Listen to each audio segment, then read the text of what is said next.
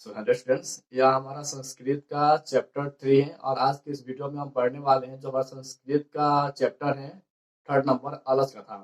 ठीक है ना। तो अलस कथा का संपूर्ण हिंदी देखेंगे, उसमें जो ऑब्जेक्टिव है आपको हम ऑब्जेक्टिव इसमें लाइन बाय लाइन बताते चलेंगे कौन सा ऑब्जेक्टिव कितना इंपॉर्टेंट है, उसको आप यहाँ से तैयारी कर सकते हो।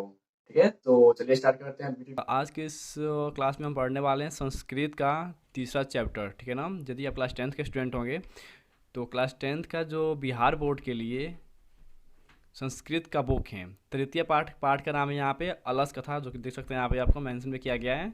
तीसरा पाठ का नाम दिया अलस कथा। आज हम इस पाठ को पढ़ने वाले हैं, प्लस इसका हिंदी अर्थ और जो भी इंपॉर्टेंट क्वेश्चन है आपको हम यहाँ पे बताएंगे। तो हिंदी अर्थ प्लस ऑब्जेक्टिव क्वेश्चन दोनों को साथ में यहाँ से हम करते चलेंगे।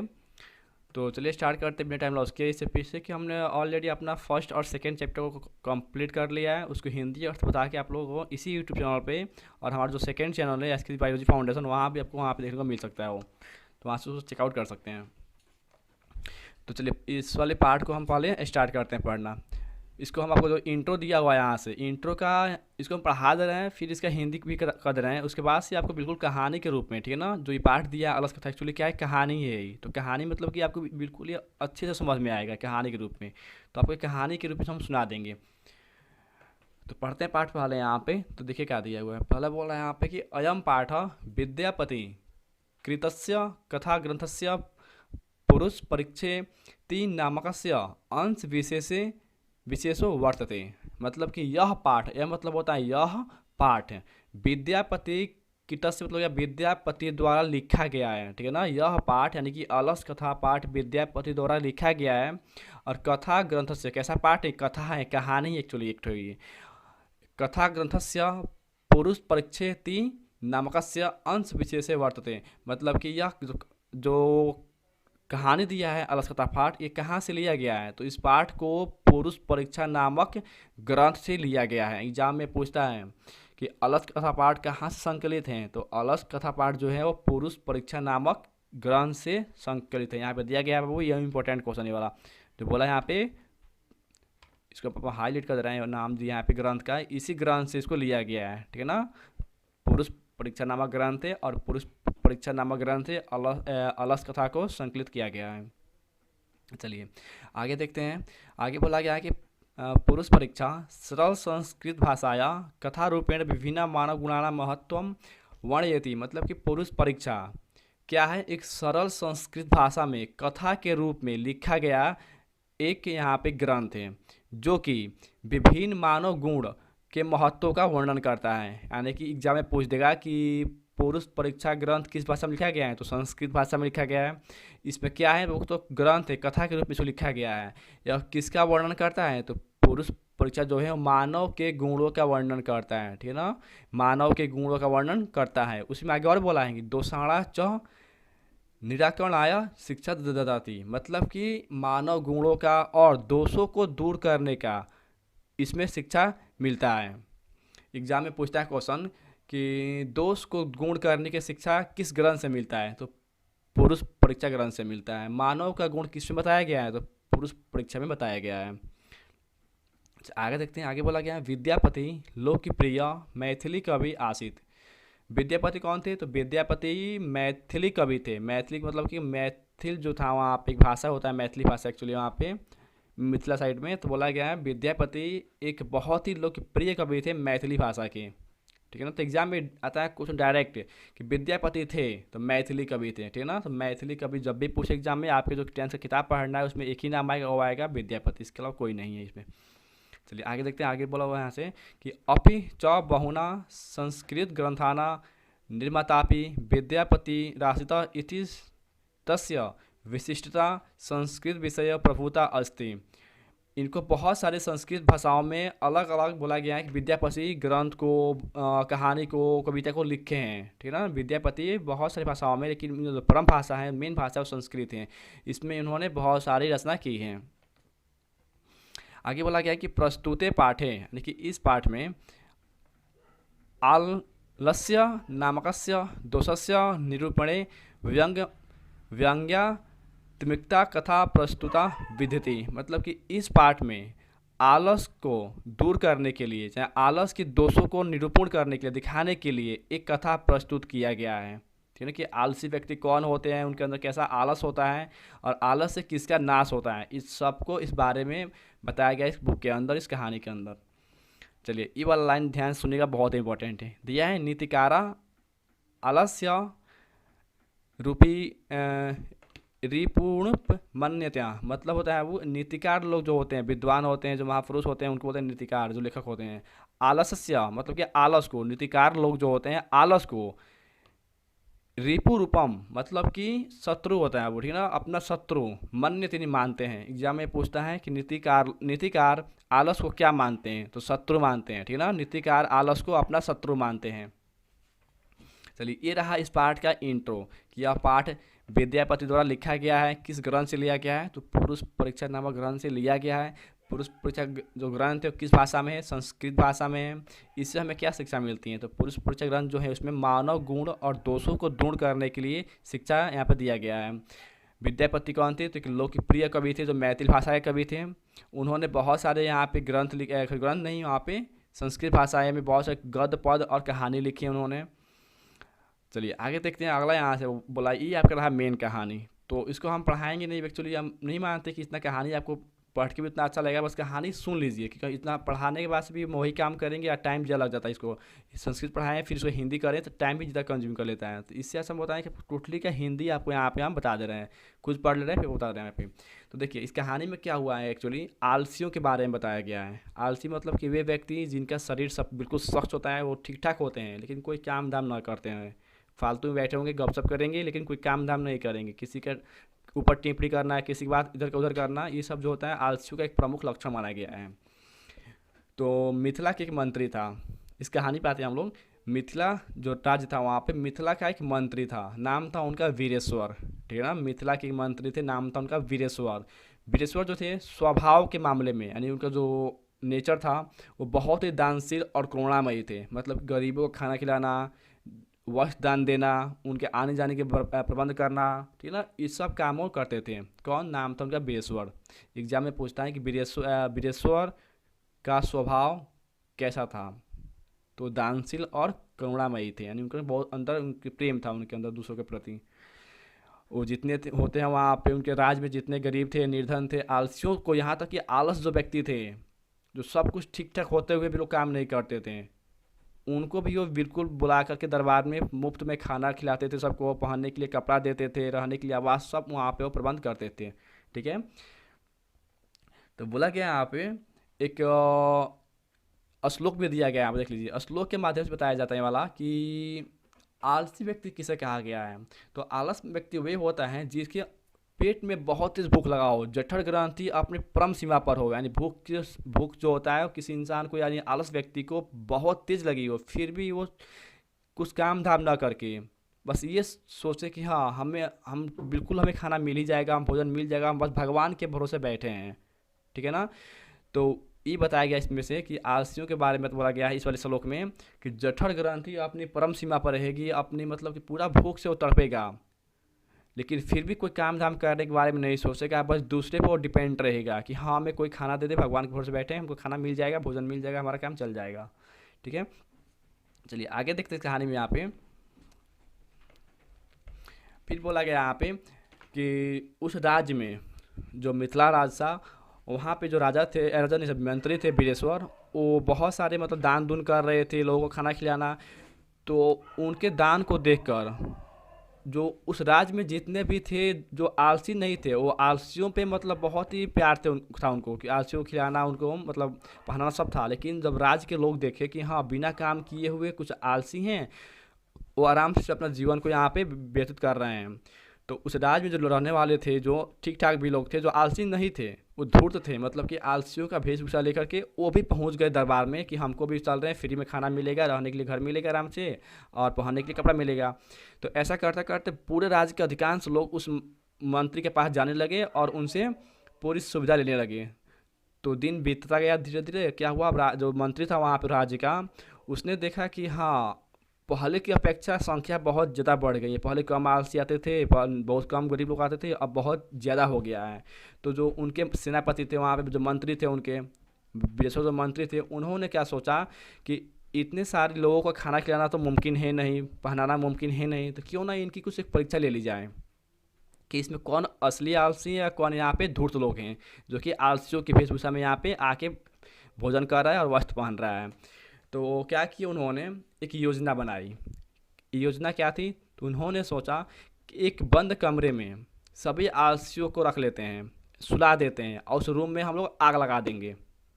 वो था अलसशाला, नाम था उसका अलसशाला, जहाँ पे आलसियों को रहने के लिए स्थान दिया गया था कि हाँ सभी आलसियों को बुलाया गया एक दिन दरबार में और एक कमरे के अंदर सबको बंद कर दिया गया, मतलब कि सुला दिया गया और उस कमरे में आग लगा दिया गया। क्यों? उनकी परीक्षा लेने के लिए। वो आलसी मतलब वही ना होता है जो सब कुछ देखे, लेकिन मतलब सब कुछ देखे वो सक्षम हो काम करने में फिर भी ना करे, हो उसको टाले, आप नहीं बाद में करेंगे जो देखा जाएगा। तो ऐसे करते करते क्या हुआ कि आग लगा दिया गया कमरा में, कमरा पूरा जलने लगा। तो जितने लोग सोए थे, जो लोग आलसी नहीं थे, जो ठीक ठाक थे, जो धूर्त बन के आए थे, वो लोग क्या हुआ देखे कि हाँ आग लग गया है इस अलसशाला में, तो सभी लोग वहाँ से भाग गए। गेट खोल के सभी लोग निकल गए वहाँ से, उस जो अलसशाला था वहाँ से सभी लोग बाहर निकल गए। फिर देखा गया कि सभी लोग तो भाग गए हैं उस अलसशाला से, लेकिन 4 ऐसे व्यक्ति थे उस अलसशाला के अंदर जो आग लगने पर भी वैसे ही सो रहे हैं, नींद में नहीं से जगे थे, लेकिन उनका वो इतना बड़े आलसी थे कि वो आग लगने पर भी उस रूम को, उस अलसशाला को छोड़ करके बाहर नहीं जा रहे थे। उसमें आपस में वो लोग बात कर रहे हैं, बात क्या कर रहे हैं वो भी सुन लीजिए। चलिए आपको दिखा दे रहे हैं, आप कहाँ दिया है उनका वार्तालाप के बारे में। देखिए इसमें बोला गया है यहाँ पे कि जो आग लगाया गया था तो जितने भी धूर्त व्यक्ति थे, ठीक ना, जितने धूर्त थे वहाँ पे जो नकली आलसी बन के आए थे सभी लोग भाग गए। एग्जाम में पूछता है कि आग लगने पर कौन भाग गया, तो धूर्त लोग भाग गए थे, ठीक है ना। लेकिन 4 आलसी ऐसे थे जो अभी उसी कमरे में, यहाँ पे बोला गया चतवार, सो रहे थे, ठीक है ना, सुप्त सो रहे थे 4 आलसी।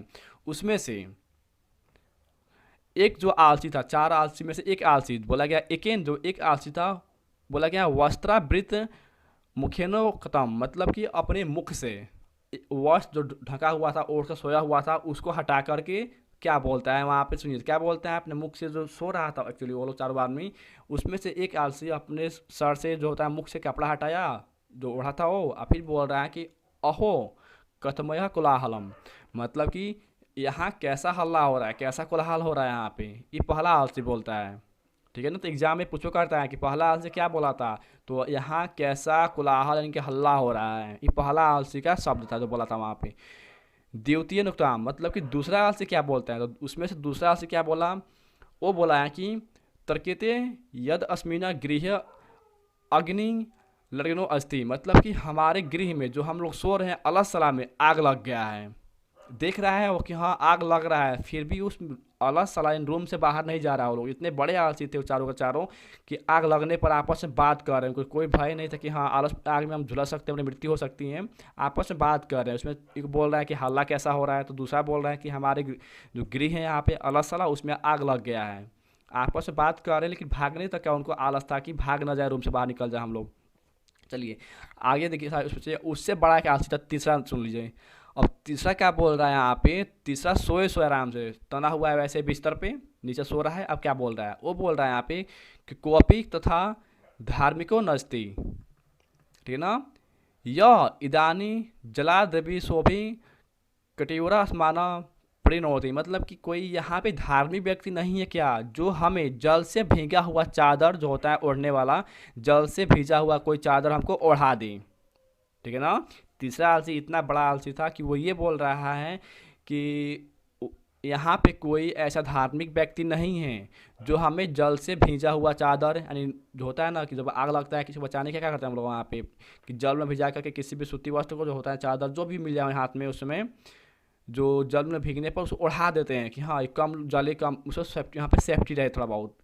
तो बोल रहे हैं कि यहाँ पे कोई धार्मिक व्यक्ति नहीं है जो हमें जल से भीजा हुआ कोई चादर ओढ़ा दे ताकि हमें कम नुकसान हो, हम जल ना पाए, ठीक है ना। ये इतना कामना कर रहा है लेकिन भी नहीं भाग रहा है, भी सोए सोए वार्तालाप में लगा हुआ है।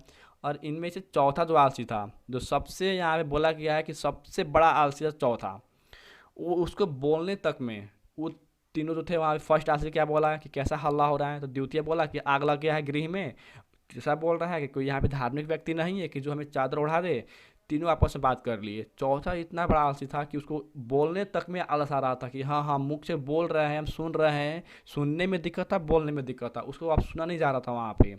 तो बोल रहा है अये बचाला कि तुम लोग क्यों बातें करते हो, ठीक है ना। तीसरा से बोलता है कि अये बचाला तुम लोग क्यों बातें करते हो, सो जाओ, ठीक है ना। ऐसे ही बोला कि बातचीत मत करो, तुम लोग आपस में सो जाओ आराम से। उन लोगों को यह सलाह दे रहा है कि आग लगा हुआ है, रूम में आग जल रहा है पूरा, हम लोग जलने की लास्ट पोजीशन पे थे, फिर भी वह वहाँ पे कुछ भी बोलने में उसको आलस आ रहा था, कुछ बोल रहे हैं, कुछ सलाह दें या उनकी बात सुने। तो उनको मना कर रहा है कि तुम लोग क्यों बोल रहे हो, चुपचाप सो जाओ, ठीक है ना। तो ये था चौथा आलसी का कथन, जो चौथा आलसी बोला था इस पार्ट में। तो ये थे चारों महान आलसी, जो इतने बड़े आलसी थे कि आग लगने पर घर से बाहर नहीं निकल रहे थे। उनको जान की फिक्र था कि हमें कुछ हो सकता है, हमें मृत्यु हो सकती है, हम जाग में झुलस सकते हैं। तो आग पूरी तरह से उस रूम में फैल चुकी थी, ठीक है ना। तो आग को जानबूझ के लगाया गया था उनकी परीक्षा लेने के लिए। तो जो मंत्री जो थे वहाँ पे आग लगाए थे बाबू, वो लोग देख रहे हैं यहाँ पे कि जितने भी धूर्त व्यक्ति थे सभी भाग गए हैं, बस 4 ऐसे धूर्त नहीं आलसी हैं जो अभी भी उस कमरे में सोए हैं और आपस में बातें कर रहे हैं, आपस में वार्तालाप कर रहे हैं, ठीक है ना। परस्पर लाभ दिया यहाँ पे, आपस में बातचीत कर रहे हैं, लेकिन वो लोग भाग नहीं रहे हैं वहाँ से। तब वो लोग भी मान गए, जो मंत्री थे वहाँ पे मान गए कि हाँ इस दुनिया में अगर आलसी का है कोई राज, उस राज में अगर कोई आलसी हैं तो सबसे बड़े आलसियों में यही 4 आलसी हैं, जो आग लगने पर भी आपस में बात कर रहे हैं, भाग नहीं रहे हैं, ऐसे ऐसा वर्ड बोल रहे हैं ये लोग। तो वो लोग भी वहाँ पे समझ गए कि हाँ यही असली आलसी हैं, और असली आलसी का पहचान भी वो लोग कर लिए। तो क्या करते हैं, वो जितने भी आलसी थे चारों वहाँ पे, उन सभी को ये बोला गया है किसे सया वाकृष्या, मतलब कि उनको उनका बाल खींच करके, जो चारों आलसी रूम में सो रहे थे उनको उनका बाल खींच कर उस गृह से बाहर निकाला गया, उस आग से बाहर निकाला गया। एग्जाम में पूछता है कि आलसियों को आग से बाहर कैसे निकाला गया था, तो उनके बाल को खींच कर निकाला गया था। कमरे में कितने आलसी सो रहे थे, तो 4 आलसी सो रहे थे। आग लगने पर कौन भाग गया, तो धूर्त लोग भाग गए। पहला आलसी क्या बोला था, तो यहाँ कैसा हल्ला हो रहा है, सबसे बड़ा आलसी किसे माना गया है, तो चौथे वाले को माना गया है, उसको बोलने तक में आलस आ रहा था इसलिए, ठीक है ना। तो ये रहा आपका चारों आलसी का वार्तालाप। फिर देखिए आगे इस कहानी में थोड़ा दिया हुआ है यहाँ पे। तो उन चारों को बाहर निकाला गया उनके बाल को खींच करके। फिर राजा जो थे वहाँ पे मंत्री बिरेश्वर जो थे एक्चुअली यहाँ पे, वो भी मान गए कि हाँ आलसियों में है आलसी, तो यही हमारे राज्य में सबसे बड़े आलसी। तो उन चारों को बुलाया गया, आराम से खाना वाना खिलाया गया, उनको वस्त्र दिया गया, उनको जो भी था चाहा तो वहाँ पे सब कुछ दे करके, वस्त्र खाना पीना सब देकर, वहाँ पे उनका अधिकार दे करके उनको वहाँ से विदा कर दिया गया कि हाँ आप लोग परम आलसी हैं, आप लोग यहाँ से चले जाइए अब, ठीक है ना। तो ये थी आपकी कहानी। जो कहानी हम बोले हैं इसमें से आपका जो एग्जाम में क्वेश्चन पूछता है बाबू, उसमें से एक भी क्वेश्चन बाहर नहीं जाएगा, ठीक है। तो जो पूछता है आपको हम बता ही दिए जो इंपॉर्टेंट था। और सुन लीजिए, और जो था यहाँ पे क्वेश्चन उसको मैं आपको रिवीजन करवा ही देते हैं दोबारा। सुन लीजिए, पहला क्वेश्चन यहाँ से आता है, विद्यापति कैसे कवि थे, तो मैथिली कवि थे। पुरुष परीक्षा नामक ग्रंथ में पुरुष परीक्षा ग्रंथ से क्या संकलित है, यानी क्या लिया गया है, तो अलस कथा को लिया गया है। मानव के गुणों और दोष को दूर करने के लिए किस ग्रंथ में बताया गया है, तो पुरुष परीक्षा में बताया गया है। पुरुष परीक्षा किस भाषा में लिखा गया है, संस्कृत में लिखा गया है। अलस कथा के लेखक कौन है, तो विद्यापति हैं।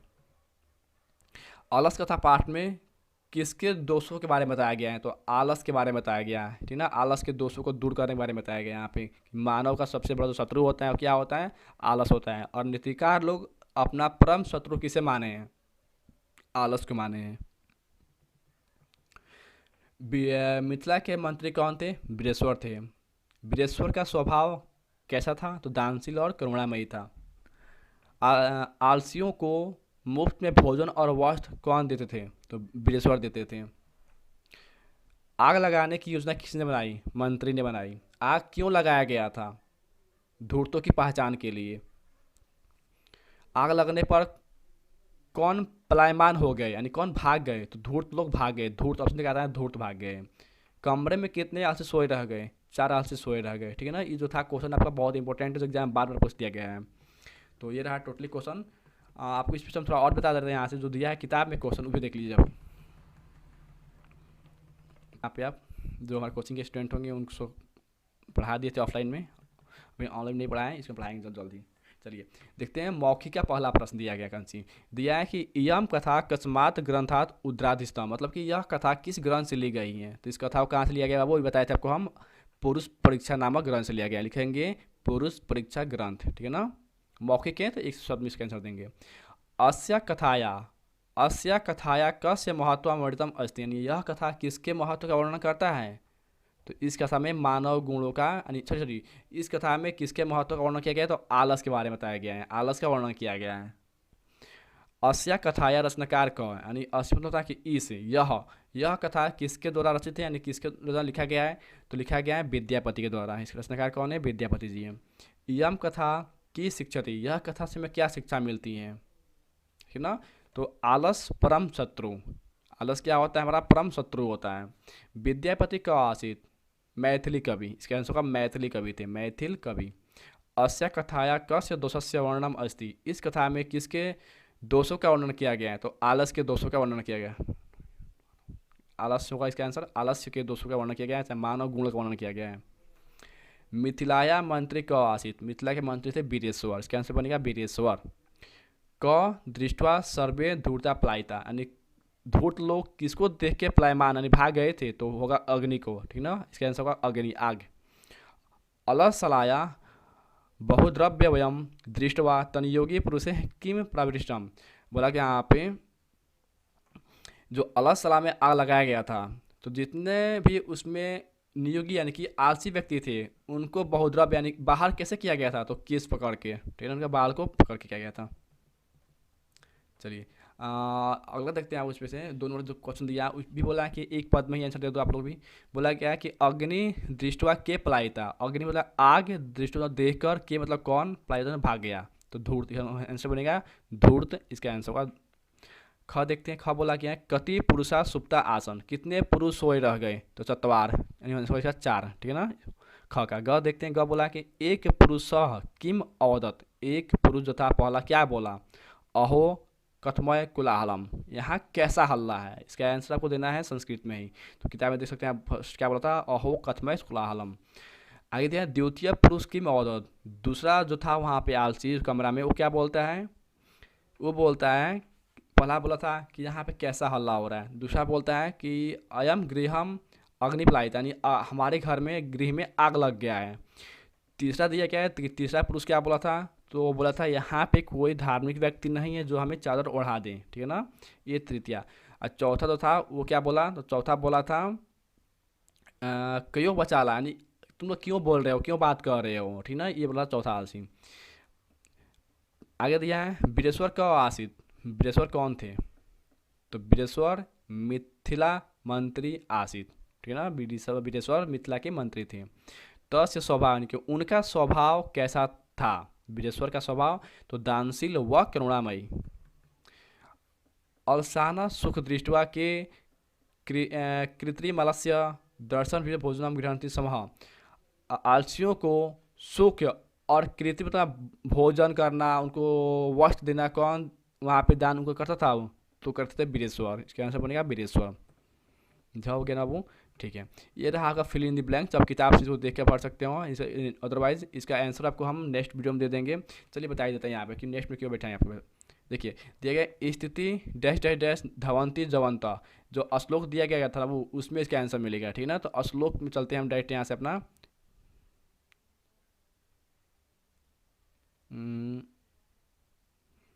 कहाँ है श्लोक हमारा, देखिए यहाँ पे दिया गया दृष्टवा, ठीक है ना, यहाँ बोला गया है जितना भी दिया है ना टोटली आपको यहाँ से आपको मिल जाएगा दिखने के लिए, इसका श्लोक में इसका आंसर है बनेगा दृष्टवा, सती जाना सुख दृष्टवा, सती जाना सुख दृष्टवा, ठीक है ना, पहला का आंसर बन जाएगा उसमें का, जो फिल इन द ब्लैंक्स था। वैसे करते करते आप किताब से ढूंढ के इसको लिख सकते हैं एक्चुअली। इसमें हम जो दिया है इसको छोड़ रहे हैं, जो ये वाला दिया है इसका आंसर सुन लीजिए फिर से, आगे बता रहे हैं, क्योंकि उसमें से आप खुद से कर सकते हैं वाला, इसमें कोई दिक्कत नहीं है, किताब इसका आंसर मिल जाएगा, ढूंढना है केवल किससे हम कहाँ मिलेगा वो हो जाएगा, ये देख लीजिए बस। इसको देना है पूर्ण वाक्य में उत्तर देना है। पूर्ण वाक्य मतलब होता है कि जो दिया हुआ एक वाक्य इससे लिखना है, लिखना है यहाँ पे दिया है मिथिलाया क मंत्री आसित, मिथिला के मंत्री कौन थे, तो आंसर लिखेंगे सेम वही जहाँ पे क दिया है ना, बस यहाँ पे चेंज करेंगे, यहाँ पे इसमें करेंगे, यहाँ पे क दिया है क से यहाँ पे चेंज करेंगे, बस यहाँ पे चेंज करेंगे, जहाँ पे क से स्टार्ट होता हो कोई भी वर्ड बस वहीं चेंज करेंगे, बाकी सब सेम रहेगा। लिखेंगे इसका आंसर कि मिथिलाया वीरेश्वर मंत्री आसित, हो गया आंसर। ख बोला है कि विदेश्वरों नामा मंत्री केभ्य स्वरुचि भोजनम दैप्यति समय, यानी विदेश्वर नाम के मंत्री किसे भोजन दान में देते थे? आलसियों को, ठीक ना, नियोग पुरुषों, सेम पूरा लिख दें नियोग पुरुषों। भीषण बुभिक्षया अपि क किमि कर्तु न क्षम्यते, यानी जो कम बुद्धि वाले लोग होते हैं उनको किससे क्षमा नहीं मांगनी चाहिए, ये बोला गया यहाँ पे। तो आलसी से, ठीक ना, नियोग पुरुष इस आंसर बनेगा। घ देखते हैं कि धूर्ता की दृष्टवा प्लायमान कुर्वन्त, यानी जो धूर्त व्यक्ति थे, ठीक है ना, जो धूर्त व्यक्ति थे किसको देख करके, कि मतलब किसको देख करके प्लायमान हो गए? तो धूर्ता अग्नि दृष्टवा प्लायमान कुर्वन्त। अंग बोला गया है चतवार अलसा के बहुकृष्टा, जो चारों आलसी थे वो आपस में क्या बात कर रहे थे, तो उनके बातों को लिखना है यहाँ पे, ठीक है ना। इनकी जो बात किए हुए हैं कि अहो कथमे कोलाहलम अहम गृहम अग्नि प्लायिता, तो ऐसे करके चारों को आपको लिख देना है यहाँ पे। आगे दिया गया ये रहा फोर्थ पार्ट, इसमें हमने आगे चलेंगे नेक्स्ट वीडियो में अपना। तो उम्मीद करते हैं कि आपको जो थर्ड पार्ट होगा इस कहानी बिल्कुल सही समझ में आ गया होगा, इसका ऑब्जेक्टिव भी लेकर बहुत जल्द आ जाएंगे हम, ठीक है ना। तो मिलते हैं नेक्स्ट वीडियो में, तब तक के लिए थैंक यू। और चैनल पर नहीं हो, चैनल पर आप जुड़ सकते हैं, सब्सक्राइब कर सकते हैं, कमेंट एक प्यारा सा कमेंट दे सकते हैं। मिलते हैं नेक्स्ट वीडियो में, तब तक के लिए have a night, love you.